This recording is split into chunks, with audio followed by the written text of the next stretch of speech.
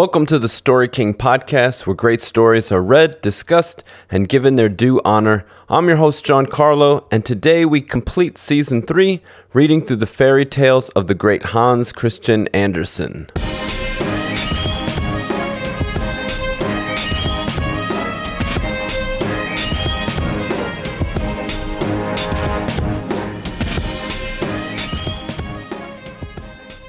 So we are finally up to the last installment of The Snow Queen. This is the 7th part of the story, and it's called What Happened in the Snow Queen's Palace and Afterwards. Here it is. The walls of the palace were of whirling snow, and its windows and doors of biting winds. There were more than 100 halls, formed as the snow drifted, the largest stretching many miles, all of them lit by the brightest northern lights.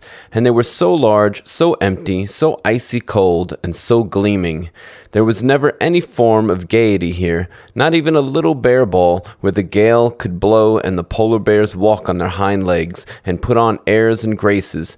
Never a small card party with slaps and blows to the mouth. Never the slightest signs of a coffee party of the young white fox ladies. Everything was empty, large and cold in the halls of the Snow Queen.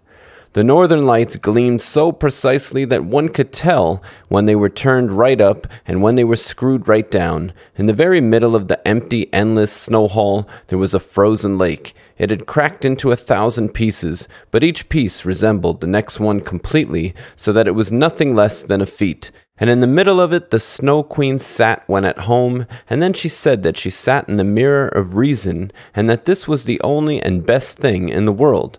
Little Kai was quite blue with cold, yes, almost black, but he didn't notice it even so. For remember, she had kissed the shiver of cold off him, and his heart was practically a lump of ice. He was dragging some sharp, flat pieces of ice around with him, which he combined in all sorts of ways, for he wanted to make something out of them.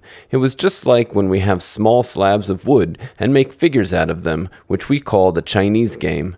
Kai was also trying to make figures. The most ingenious of all, it was the ice game of reason. To his eyes, the figures were quite excellent and of the utmost importance. It was the speck of glass in his eye that made him see things like that. He composed whole figures, which were a written word, but he never succeeded in forming the exact word that he wanted, the word eternity. And the Snow Queen had said, "If you can make that word out for me, you shall be your own master, and I will make you a present of the entire world and a pair of new skates." But he was unable to. "Now I'm going to swish off to the warm countries," the Snow Queen said. "I want to look down into the black cauldrons." These were the fire-spewing mountains of Etna and Vesuvius, as they are called. "I'm going to whitewash them a bit. That's all part of it. It's good on top of lemons and grapes," and off flew the Snow Queen, and Kai sat all on his own in the many-mile-long, empty ice hall, and looked at the pieces of ice, and racked his brains till they cracked. He sat there stiff and still. He looked as if he had frozen to death. It was at this moment that little Gerda entered the palace through the great gate made of biting winds. But she said an evening prayer, and the winds lay down as if they wanted to sleep, and she entered the large, empty, cold halls. Then she caught sight of Kai, knew him, threw her arms round his neck, held him tight, and called out, "Kai, dear, little Kai, at last I've found you." But he sat there quite still, stiff and cold. Then little Gerda cried hot tears. They fell on his chest. They managed to enter his heart. They thawed out the lump of ice and consumed the tiny fragment of mirror inside. He looked at her, and she sang the hymn, "The roses are in blossom in the vale. There the Christ child, too, speaks without fail." Then Kai burst into tears. He wept so hard that the speck from the mirror rolled out of his eyes. He knew her and cried out joyously, "Gerda, dear little Gerda, where have you been all this time? And where have I been?" And he looked around him. How cold it is here. How empty and huge it is here. And he held on tight to Gerda, and she laughed and cried with joy. It was so wonderful that even the pieces of ice danced around with joy, and when they were tired and lay down, they formed precisely the combination of letters the Snow Queen had said he was to try to find. So now he was his own master, and she would have to make him a present of the entire world and a pair of new skates. And Gerda kissed his cheeks, and they started to bloom. She kissed his eyes, and they shone like hers. She kissed his hands and feet, and he was strong and healthy. It made no difference if the Snow Queen returned home. His charter of freedom stood written there in gleaming pieces of ice. And they took each other by the hand and walked out of the large palace. They talked about grandmother and about the roses up on the roof, and wherever they walked, the winds died down and the sun came out.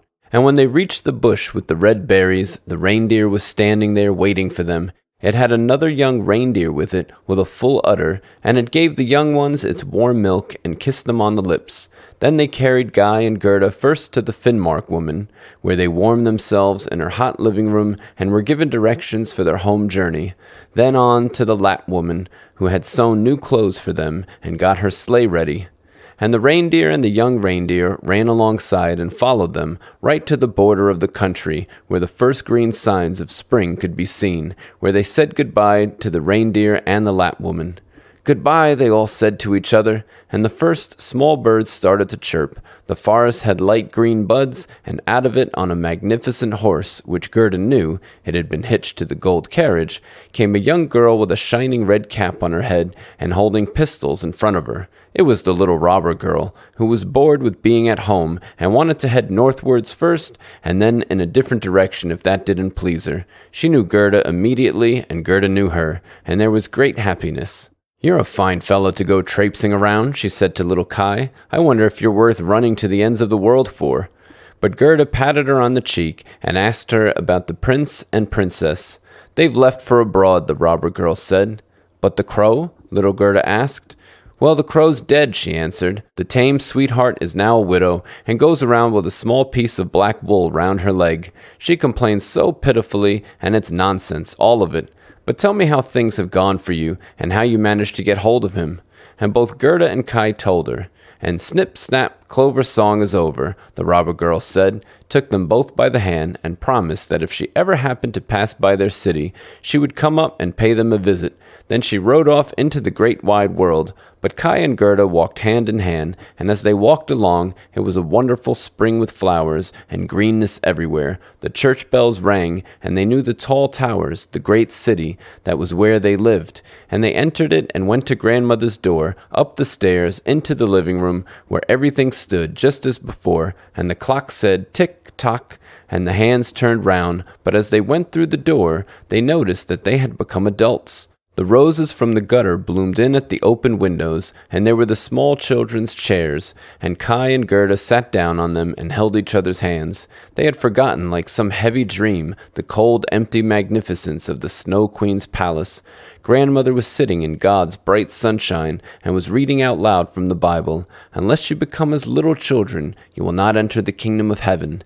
And Guy and Gerda looked into each other's eyes, and suddenly they understood the old hymn, "The roses are in blossom in the vale. There the Christ child, too, speaks without fail." There they sat, two grown-ups, and yet children, children at heart, and it was summer, warm, wonderful summer. So that completes The Snow Queen. Again, the movie Frozen was inspired by this fairy tale. That's why I wanted to read it. And for today's final writing prompt, I want you to think of what happened to Kai in the story, how the shards of glass from the devil's mirror went into his eye and heart and caused him to view everything in this negative way. Now I want you to imagine the opposite has happened to your character. A tiny piece of magical glass that causes people to see everything in a positive way has blown into your character's eye. Bad things are happening to the character. Maybe a storm wind blows down their house. Maybe they lose their job, but no matter what bad thing happens, your character is able to see the bright side of things. You can experiment with this one. Maybe the character loses the piece of glass that was in their eye, and they desperately try to find it because of how good it made them feel about everything. They miss it. Use your imagination. So happy writing. Well, I hope you enjoyed this season. Hans Christian Andersen has so many more stories we didn't get to, but you can find his work wherever books are sold or borrowed. And as always, if you do write a story based on the prompt and would like the chance for it to be read on the show, I'd love to check it out. You can email it to storykingpodcast@gmail.com. Just include your name and where you're from and which prompt your story is based off of. Again, that's storykingpodcast@gmail.com.